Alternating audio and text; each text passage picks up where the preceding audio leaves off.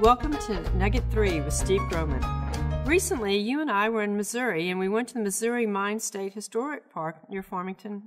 And as we gazed at the huge abandoned structures, we expected to learn about the state's mining history. However, the first sign we encountered was about evolution and fossils. I'd like you to give some advice on what families should do when they visit places and are confronted with evolutionary information. For sure, go. You know, a lot of times people will say they just avoid places like that because they present information through an evolutionary worldview. But there's no reason to avoid them. It's not good enough to read signs and just tell your kids, especially if you have young ones, that, well, we don't believe that. Explain to them why. One of the best things that we can do is use that issue as a tool to bring God into the conversation, the Bible into the conversation. In this case, we're talking fossils, so in this case, it would be Noah's flood. Bring it into the conversation. Don't avoid the places, but don't just say, we don't believe that. Give examples, give reasons why. And I want to go ahead and read what this sign said so you can dissect it for us. Giant fossil thrombolite. The large rock you are looking at is a fossil bacterial colony called a thrombolite. It is a geologic relic from a time when ancient oceans covered much of southeast Missouri. They formed in shallow coastal areas known as tidal flats. Simple life forms called cyanobacteria existed as giant clumps of plant-like material similar to pond scum. These slimy clumps trapped rock grains from the seawater and hardened into rounded limestone masses. Okay, so what words should jump out at us here?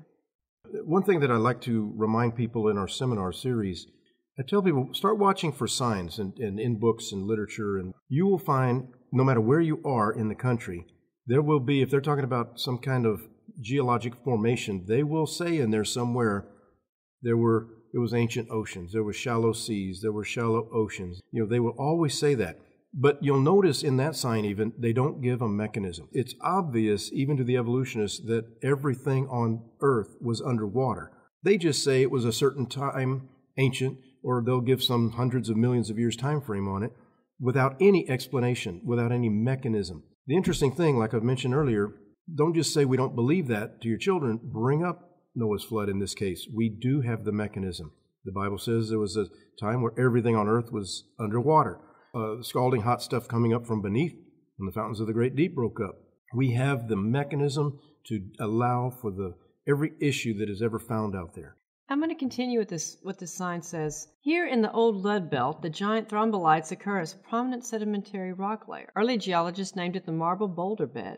It was helpful in prospecting for lead ore deposits. Rock layers that might contain ore were about 100 feet below. Why do they find all these things clumped over in this one area there? Like kind of everything it tends to stick together.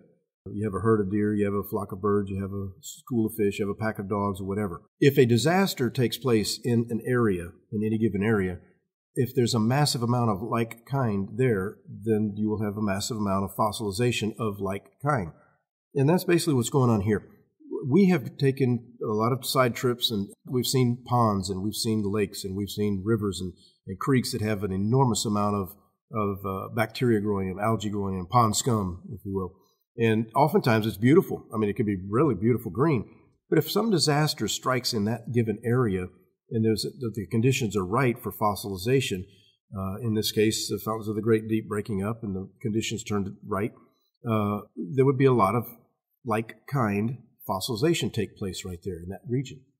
What really struck out to me was the picture at the bottom of the sign. The caption reads, Lake Clifton in Western Australia has a colony of active thrombolite-forming bacteria. Australia has designated these bacteria as extremely endangered. Really? Yeah, that's interesting again, isn't it? Because, for instance, we have a fossil steak, a piece of wood, petrified, and it was given to me by somebody that drove it in the ground and dug it back up 5 years later. Turned to stone, some of the concrete hanging on it. I explained it in one of our lessons, but the thing that's interesting, it's known to be 6-year total time frame. I have had evolutionists for many years say, it's true it can happen quickly, but it can also take millions of years. They can believe that if they want to, but it gives us the science. See, you can do it in 6 years. You could observe and do an experiment and show it, but a person can only believe it takes 6 million. And in this case, it's the same thing. If they're still active today, And then how would they possibly know that these formed back millions of years ago, or whatever their ancient time frame is, when Missouri was underwater? Again, they have no mechanism for any of that stuff. It can happen rapidly. Maybe it just all happened at the time of Noah's flood. That's what makes most sense to me. For those of you who are interested in these examples of living fossils, I want to encourage you to watch the video called Living Proof in our Creation series, where Steve details more samples of this kind of event.